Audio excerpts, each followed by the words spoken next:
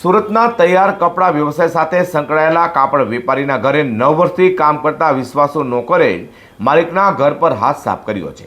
આ નોકરે માત્ર 70 લાખ રૂપિયાની ચોરી જ નથી કરી, પરંતુ પરિવારના બાળકોને મારી નાખવાની પણ ધમકી આપી લાખોની ખંડણી માંગી સમગ્ર પરિવાર ભયના ઓથાર હેઠળ લાવી દીધો હતો।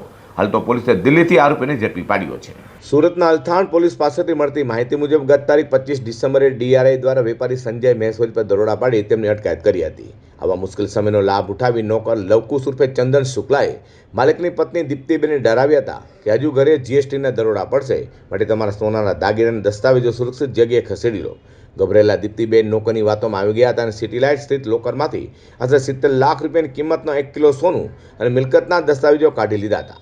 સાથી નોકરે આ દાગીના મૂકવા માટે સિટી લાઇટના જ એક અન્ય સેફ ડિપોઝિટ વોલ્ટમાં પોતાના નામે લોકર ખોલાવ્યું હતું। વિશ્વાસ જીતવા માટે તેને શરૂઆતમાં ચાવી દીપ્તિબેને સોંપી હતી, જોકે ગણતરીના કલાકોમાં તેને નાટક રચ્યું કે ચાવી ખોવાઈ ગઈ છે। આ બહાને તેને 6000 ભરીને લોકોના લોક બદલાવી નવી ચાવી પોતાની પાસે રાખી હતી। થોડા દિવસો બાદ જ્યારે દીપ્તિબેનને શંકા ગઈ અને તેઓ લોકર તપાસવા ગયા ત્યારે ત્યાંથી દાગીના અને દસ્તાવેજો ગાયબ જોઈ તેમના પગ નીચેથી જમીન સરકી ગઈ હતી। ત્યારે આ બાબતે નોકર લવકુશને ફોન કરાયો તો તેણે પોતાનું અસલી સ્વરૂપ બતાવ્યું હતું।